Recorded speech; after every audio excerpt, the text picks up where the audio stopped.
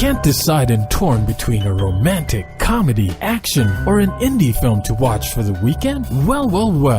Golden State Media Concepts Movie Podcast is your ultimate guide to the latest movies. Join us as we dissect the latest on the blockbusters. It's the Golden State Media Concepts Movie Podcast.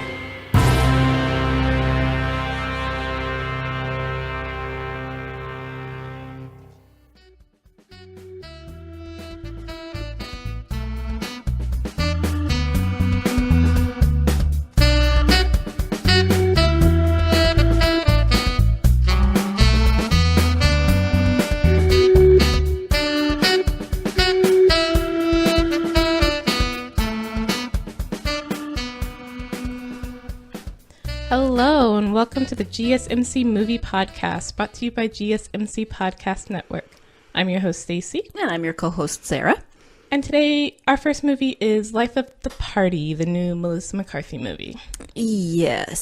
So, again, from the previews that I've seen, she gets divorced, she goes to college. Right. Antics ensue. Yeah. And continuing the trend of the movies we watched for this remind me of movies I haven't seen. This sort of made me feel like it was the older divorced woman version of The House Bunny, which I haven't seen. Okay, I haven't seen it either. It's that same sort of thing because her daughter is in a sorority, and so she tends to be running around the college with the sorority girls from her daughter, and they all have their own little quirks, and yeah. Right. So yeah. So in this film, Melissa McCarthy plays Deanna. I don't even remember her last name, but it doesn't matter because she's getting divorced. Unless she doesn't change it back, but... Well, she might not, because evidently when she and her husband met at the college her daughter is in her senior year for, and they go to drop her off at her sorority, even though she lives like 22 minutes away, as they say, so yes, that's totally necessary. But as they're going to leave, her husband tells her he wants a divorce, and he's been seeing a woman who's a realtor. And so she sort of doesn't know what to do with this, goes to her parents' house, is really upset because when they got married, she was pregnant with her daughter, but he made, it's not quite clear how much he made her drop out of college because they could only afford one person to go to college at that time. Mm-hmm. And then so he went to college and finished. She still had 1 year to go. And now that they're getting divorced, everything's in his name, so she really doesn't have anything. So she decides, I should go back and finish my senior year and get my degree. Because it works that way. Right? I'm sure all of her credits are going to transfer right? 20 years later. There is a statute of limitations on that, but sure. There's a lot. It's just sort of just go with it. Right.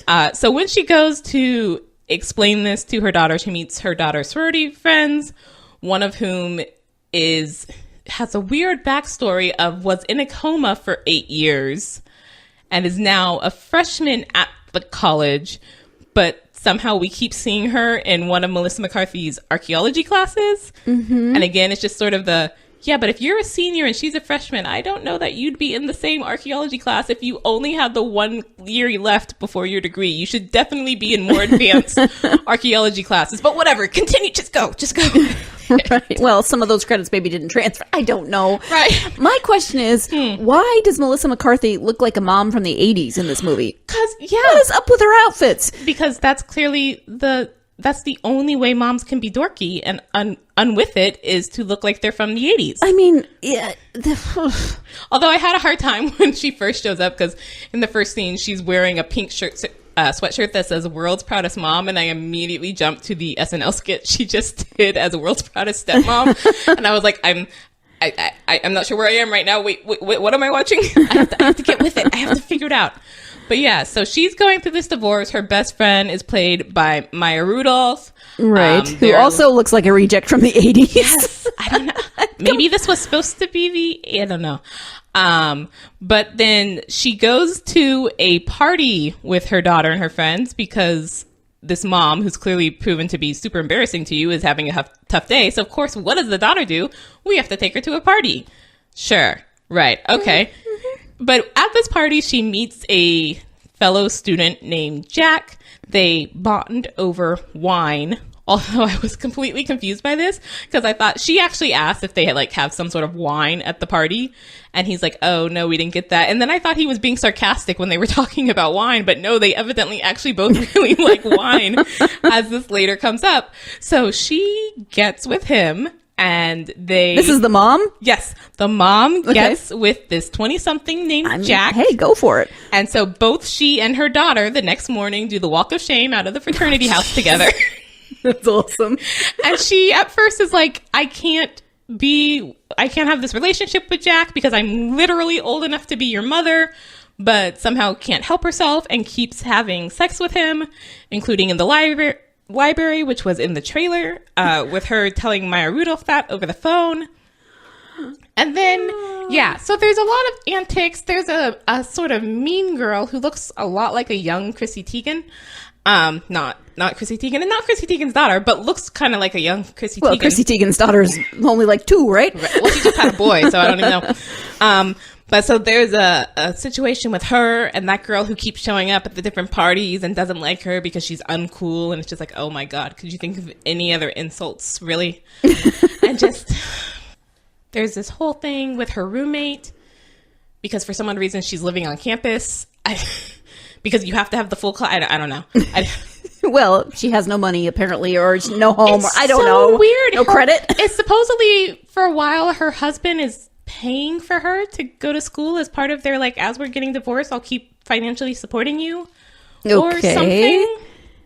So she decides to move onto campus. She has this roommate who's a little strange. She kind of feels like the guy who lived in the basement from Real Genius, who walked in through the closet. Like, she never leaves the room. She doesn't have the light on. I'm like, how are you even a student here? You don't seem to ever go to class. You're always in this room being a strange weirdo. So, what? You know, I like Melissa McCarthy. I think she's hilarious. I want better for her than the movies that she does. And I'm wondering if maybe she's one of those people who's just funnier with an ensemble. Yeah, because I haven't actually seen any of her other solo films, but I didn't want to. Like, I saw the trailers for them, and I'm just like, no. Yeah. And I was not even that big a fan of her Bridesmaids performance, even though I know everyone loved it. I wasn't. I mean, parts of it were funny. I think she was funny. I just didn't like the role. Yeah. But, like, I mean, I loved her in Gilmore Girls, and I miss her terribly from Gilmore Girls, and I'm just like, I love you, but I don't like your solo films, and I'm not quite sure what to do with that. And there's the only time I laughed at this was a dinner scene where she's gone out with Maya Rudolph and her husband, and then there's this other couple, but it's not quite clear who they are.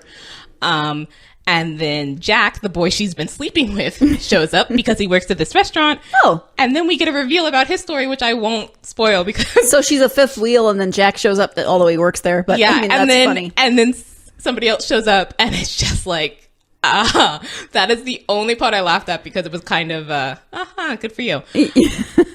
Now, why is Christina Aguilera in this movie? Spoiler. That's actually a spoiler. Oh, well, she's in the credits. That's all I was asking. Don't read the credits before you see the movie, people. I do that all the time. Never mind. She's not in it. I don't know what I'm talking about. Christina Aguilera is in it because she...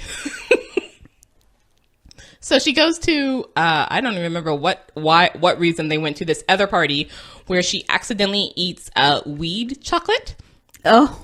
Which leads her to then she wants to originally sort of apologize and or just mend the fences with her ex-husband or something. So decides to go to his wedding because he's getting married that night. And that's why they like took her out to try and get her mind off it. Mm-hmm. But as she's walking in, she sees these posters, which are actually kind of mean because like one of them says like new wife, new life. And it's just like, geez, thanks. So she and 3 of the girls are walking into this. They're like, you know what? I wanted to mend the fences, but A, I'm high, and B, I'm pissed. So let's just completely trash the reception room. And so because of that, he stops paying for all her stuff. And so she doesn't have enough for tuition. And so they put on a party saying that Christina Aguilera is going to come to raise money because it's the same night as a Christina Aguilera concert. Okay. So, yeah.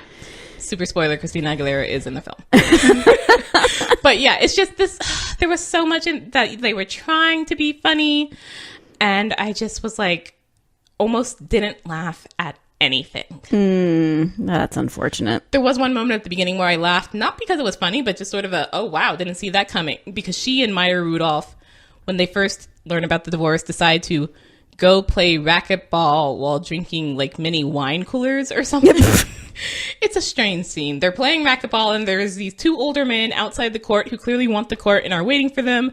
And they're drinking, and Maya Rudolph's evidently had like 7 already or something like that.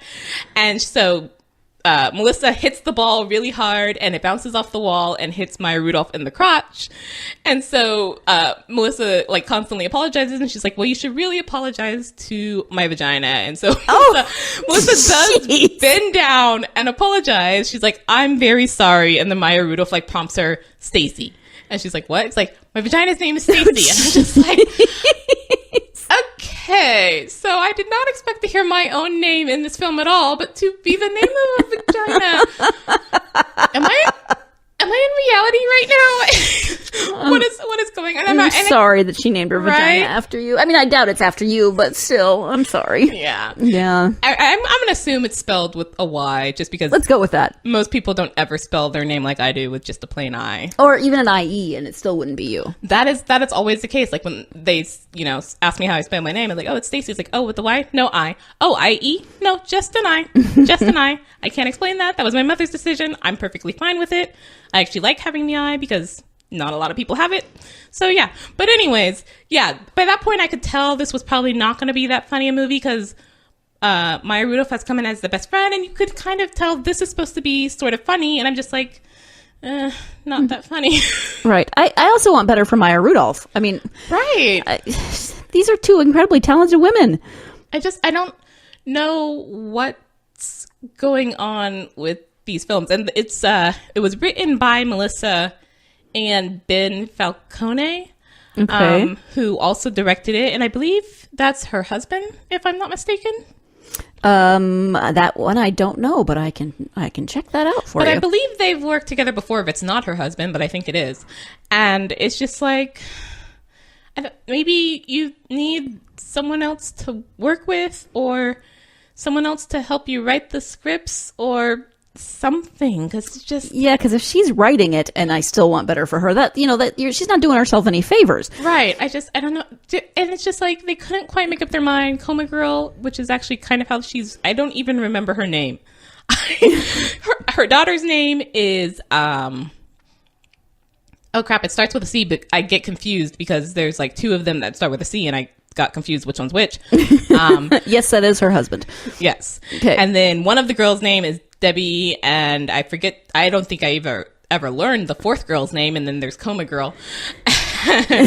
Coma Girl is, like, her backstory, she was in a coma for years, but then she kind of seems psychotic out sometimes, because at one point, when they meet the evil Chrissy Teigen girl at a party, she's like, I will break your face and no one will notice you, or no one will recognize you. And I'm just like, what the heck?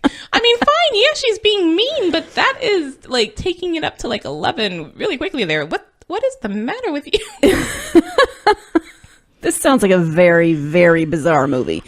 I mean, it's not bizarre, it's just not funny. Mm-hmm. And it's like, I can tell you were trying to do some funny bits here, but they're not funny. Like at one point they have an 80s party because... Oh, that explains that outfit. Okay. Do people want to have an 80s party?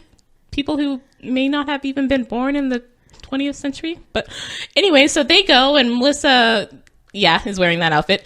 And they have a dance-off because of course you do in the 80s. Movies and 80s together must always equal dance-off. Mm-hmm. But even with that, when that dance-off starts, because the song starts playing, and Melissa McCarthy's like, oh, I know this one. And I'm like, thinking in my head, it's an 80s party. Don't you know, like, all of them?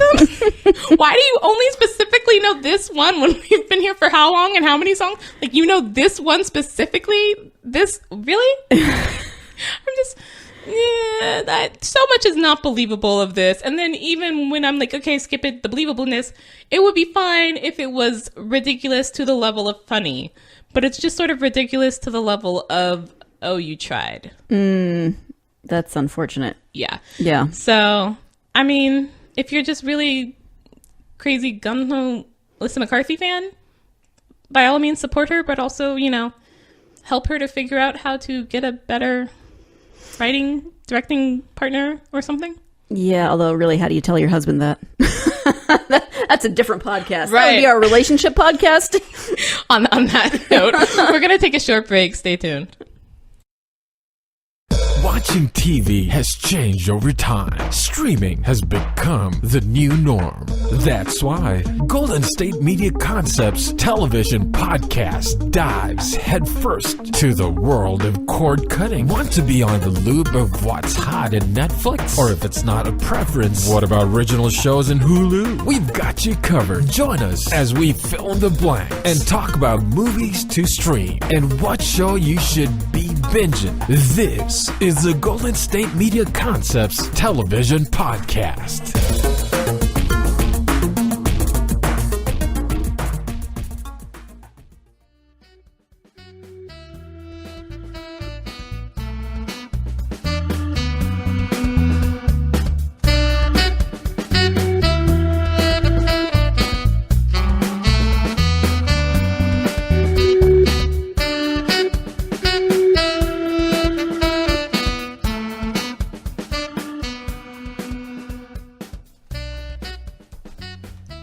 Welcome back to the GSMC movie podcast.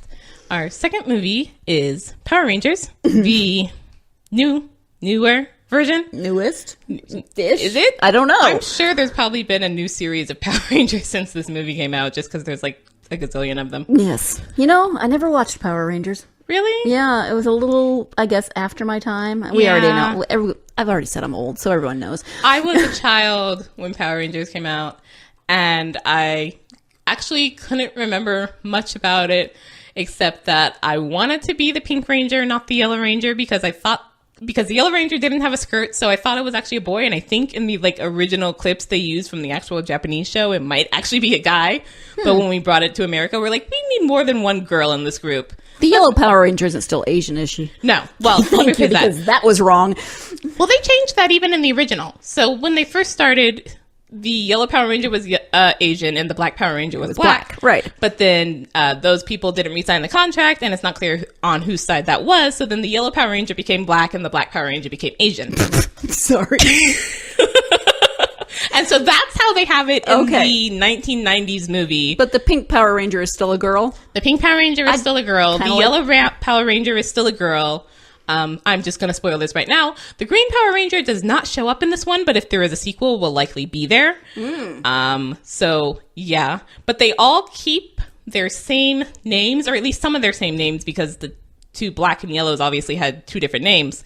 But they all have the names of whichever of the 1990s Power Ranger people. So the pink one is still Kimberly, the red one is Jason, the blue one is Billy, etc., etc. I'm impressed that you know that. I didn't even know they had names besides their colors. You didn't know they had... Well, I'm sure they have names, but I didn't know their names. I just identified them by their color. So, like, yeah, I watched the show, and then I must have seen the movie at some point when I was a kid and totally didn't remember it. And so watched the 1990s movie when I was like 20-something. It was just like, oh my God, this is... Wow, the puns. Oh, okay, all the terrible... Okay, stop. Like, all the terrible puns. Which, thankfully, amongst other things this movie changes, we get rid of. I think there is, like, one pun from a Power Ranger in here, and that's it. And I was just like, oh, well, that's nice. Thank you. You know, they actually did a good job on the trailer for this movie, because I did see the trailer in the theater, and I remember I was there with my husband, and we were both kind of like, oh, so this looks sci-fi, what's going on? And then all of a sudden the Power Rangers, and then we were both like, nope, we're out. But they did, you know, they sucked us in initially. Right, yeah. So it's a reboot. It's updated? Something. It's at least? Yeah, I guess it's a reboot because it's taking the original. So the villain in this is played by Elizabeth Banks, and it's still Rita Repulsa, if you remember from the 1990s one. And they still live in Angel Grove, and they're still teenagers, but the way they get their powers is a little different, because evidently the original Power Rangers were aliens. And they came, Of course they were. Of course they were. And they came to Earth looking for the Zeo crystal, which threw me off because I'm pretty sure Power Rangers Zeo was like one of the series. And then Rita sort of turned bad. Rita evidently was a Power Ranger, which kind of throws me off because that means there were 6. But then when we get to the spaceship where Zordon is, there's only 5 little places for Power Rangers to be. So I'm like, this team was always going to fail because someone was always going to feel like an outsider if you've only got 5 places for 6 Rangers. Just saying. That was all on you, but whatever. So they have this fight and they sort of fail, but they don't want Rita to get the crystal. So Zordon somehow has a meteor sent to Earth, and that's supposedly the meteor that wiped out the dinosaurs. And that's why the Power Rangers Zords are dinosaurs, because they take after the most powerful thing, which when they came down were dinosaurs. Bryan Cranston is Zordon? He is. Did I just ruin something again? Because dang, Brian, don't I feel like you could have better movies than this. Well, yeah, but I also feel that I remember someone, and I think it's in another film podcast, said that Bryan Cranston is one of those, like, I think it's 27%ers or something, where he just automatically makes a movie 27% by being better in it. Oh, good. Okay. And it kind of feels like that. It's like, until we got to him as Zordon, and I didn't recognize him when Zordon was evidently the original Red Power Ranger, which we see in the beginning. Mm-hmm. I didn't recognize him then because he's an alien, and so it's kind of hard to notice. But then when we get to the Zordon who's just the floaty face, then I can recognize it somehow better. And I'm just like, oh, well, hey, I mean, I was already sort of with this film, but okay, I'm slightly more interested now. Hi, Bryan Cranston. So this film just got 27% better. Right, exactly. So in this film, they start off with Jason, who will become the Red Ranger, pulling a school prank on, I guess, the rival high school whose mascot is the bull. So he's putting a cow in their locker room. But then the cops come and he decides the smart thing there is to run away in his car, including he backs his car up into a cop car. And I'm like, dude, good. You just raised your charges, man. You think you're going to get away? Are you kidding? And he doesn't. And he gets caught and he gets a ankle bracelet put on. And along with that ankle bracelet, he has to go to Saturday detention. Oh, and so then, I think I know where you're going with this. Okay. At Saturday detention, he meets Billy, who is, we later find out, on the spectrum and is a super nerd. And we later find out got put into detention because he blew up his lunchbox. And then Kimberly is also in detention because she evidently sent a picture of her friend, which may or may not be naked. We don't ever see it, but it's a picture that wasn't supposed to be sent, I guess, to her boyfriend. And he told her she was mean for doing that. And so she punched him. Oh. Kimberly's backstory is a little weird in this. But supposedly it's just supposed to be, we all feel like misunderstood and life sucks and whatever. But we're in detention and someone is a jock and someone is like the popular cheerleader. She's literally a cheerleader and someone is a nerd. And I was like, this is the Breakfast Club, right? Like, what's going on? And then when we later meet Zach and Trini, who are the Black and Yellow Ranger, Zach is like sleeping in an abandoned train car near the rock quarry that we go to. Oh. And Trini is evidently this sort of like outsider who does yoga at the rock quarry and doesn't really talk to anyone. And I was like, this is the Breakfast Club. You've got the jock and the nerd and the popular girl and the kind of crazy criminal guy and the outsider girl. Totally. It's the Breakfast Club with superpowers. Yep. What? Wait a minute. So I actually maybe now want to see. No, I'm kidding. It wasn't okay. It's not anywhere near as bad as the 90s one. I don't know if that says a lot, but so anyways, Billy knows a way to trick Zach's ankle monitor into thinking he's at home when he's not. And so how convenient. Yes. Well, Billy's a super nerd. He can do everything technology, evidently. So because of that, Zach agrees to drive him out to the rock quarry in Billy's mother's van. It's not clear why Billy couldn't drive himself, but whatever. So he's too nerdy. He doesn't have a driver's license. Right? I don't know. Or because he's on the spectrum and so he doesn't handle things well, maybe? I don't know. It's not clear why Billy can't drive himself, but he needs Zach to drive him. So he goes out to the rock quarry where Trini is doing yoga and Zach is sleeping in a rail car and Kimberly is out near there diving into a lake because of course they are. And Billy decides, hey, I've been digging out here with my dad who's dead, so I need to keep digging to sort of keep the memory of my father alive, but I need to go deeper, so let me blow up this wall in the rock quarry. And by blowing it up, finds the sort of power, they call them coins, but they look sort of like gems with gold edging, that Zordon had buried so that Sorry, Rita it's couldn't just- get them. It's just, I love when you get to explain completely nonsensical things. I mean, the original thing was teenagers with things that allow them to morph, that Mighty Right. Morphin Power Mighty Rangers. Morphin, I mean- with the robot dinosaur people who fight putties and what have Right, you. right. I This mean- was already nonsensical. Teenage Power Rangers, Teenage Mutant Ninja Turtles. I mean, Right. the 90s just gave us so many gems, didn't they? Teenagers need to feel empowered too. We should be all encompassing with our empowering movies. Why does it always have to be the adults who go off and get superpowers? Sure. And then now we need power. I don't want superpower toddlers. Never mind. But anyway, so they find these 5 coins and they each get one. And of course, the coins correspond with their colors. Of course. And then they find, what these crazy coins have given us superpowers because we should all literally be dead after this one event. And we're not. And we need to go back to the rock quarry to figure out what's going on. And so they go back and they're immediately like, hey, I think I maybe have super strength or whatever. I'm not quite sure what's going on.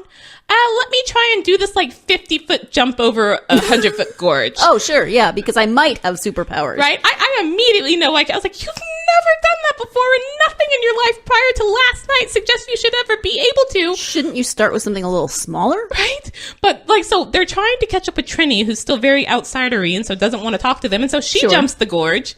And Kimberly's like, hey, I'm just trying to talk to you. And so Kimberly jumps the gorge after them. And it's just like, yes, of course. Sure. And so Billy tries to jump last and doesn't quite make it and falls down the gorge, which leads to a pool of water. And so he's fine. He's like, hey, you guys should come down here and check this out. But my thought is, okay, but you don't know how to get out of this gorge once you're down. Fine, you can jump really high, but you don't know how to get out of this gorge. But by going to this pool of water and somehow swimming down the bottom of it, through it, under the pool of water, because, you know, this is science and magic and what have you. So under the pool of water somehow is a cave that doesn't have water in it, where they find the spaceship where Alpha is. Oh. And Alpha has been waiting for millions and millions of years for someone to find the power coins so they can be the Power Rangers again. But when Zordon had the meteor sent to Earth, he was destroyed. So Alpha somehow put his consciousness into the ship. Okay. So, right. Sure. Yeah. Sure. But Rita is still alive, and somehow we know that, even though none of us has seen Rita for millions of years, and nothing has happened in those millions of years, but Rita is still alive and still wants the Zeo Crystal and will come back. So we need these new teenagers to become the Power Rangers to stop her. And so they go to Zordon to train how to become the Power Rangers, because unlike, and actually I have no idea how it started in the show because I was too young then, but unlike in the show where they just can automatically morph, they have to somehow figure out how to morph in this film. And they don't quite figure it out. And then we get more things where they like sit around talking to each other. And I was like, it's the Breakfast Club all over again. We're talking about the things that are problems. And oh my God. It was just like, seriously, we need like a dancing scene. We don't get a dancing scene. Oh. But yeah. Oh, come on. They could sorry. have given us a dancing scene. Right? Yeah. I know. What the heck? Power Ranger movie people? I guess we got it in Life of the Party, so we we didn't get it in this one. Okay, anyways.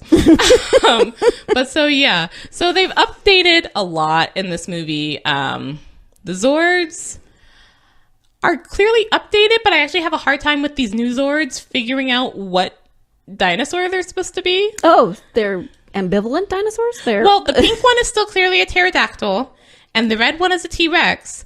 But then I'm not sure what the blue one is, or the yellow one, or the black one. Although one of them, I believe, is supposed to be a saber-toothed tiger, and I think one is supposed to be not a rhinoceros. a triceratops? A triceratops. And then I actually have no idea what the third one is, but I can't tell from looking at it, and you don't get too clear of a picture for it, what they're supposed to be. But yeah, Rita comes. She has a thing with gold, where she's taking all the gold in town to make the staff out of gold so that she can then call forward this huge giant creature out of gold so that then she can find the Zeo Crystal. It's a multi-step plan. I do that every morning before breakfast. Right? I always have my multi-step plans of world domination and or destruction. You have to. Yeah. I always have several going at one time just in case the first one doesn't work. Yeah. So, yeah, I don't know. The best things about this film, no puns, the 27% from Bryan Cranston. I will actually give like at least 8% also for Elizabeth Banks, even though I don't quite know what they were trying to do with this version of Rita. But she's clearly, you know, going for it in the character and having a bit of fun with it. So, okay, fine. Whatever. So this film comes out to maybe 30-something% of okayness. The outfits they wear are sort of updated, but I'm not sure why. Because they're now with like all these sort of armor pieces that actually, if you didn't know which Rangers were guys and girls, you might not be able to tell until they take off their masks because they have like breast pieces. So it looks like they're all girls kind of. And I was like, interesting. What? Okay. But they don't even need armor. Like in the original, and actually I think like most of the Power Rangers series until like this century, they were just in sort of spandexy suits, you know? Right, yeah. And that was fine. But in this one, they actually have like superpowers and the ability to like jump gorges and survive train wrecks and all this other stuff. You, of like, I think all the Power Rangers, don't actually need armor. And this is the one thing where we actually put armor on your suits. Just why? Okay, sure. But we've clearly tried to up things. We've upgraded the suits. We've kind of upgraded the Zords, even though I'm not sure what's going on there. And supposedly they don't have the ability to become Megazord until they get pushed into like a pit of lava. I don't know. But then like we also upgraded the bad guys, which are still called putties, even though they're like now made out of rocks. And I'm just like, so they should be Rockies, right? I'm like, that's the opposite of the putties, which were literally like petal things that came up into form people. And well, I get we're trying to be like the cool new version of the Power Rangers. And I'm super glad that, you know, the script had decided, hey, these are not kids who just spend their time fighting and saying stupid things. But really, the script is better. The design is, I'm not sure what they were doing. So, yeah, it's not a terrible film. I don't know that you need to in any way spend money to see it, but if you are already spending money and it happens to like come on TV or something, you can watch it if you want. We won't stop you.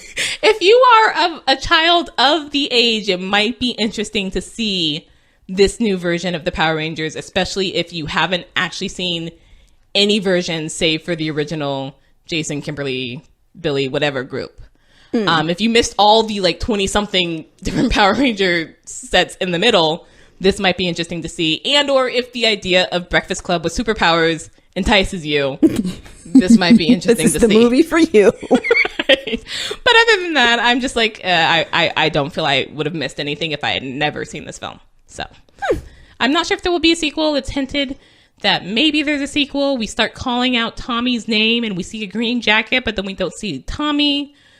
And the green crystal is out there somewhere. And so I hope there's not a sequel. But who knows? They left it open. They did, yes, because all things now must plan for the sequels we hope will come to make more money.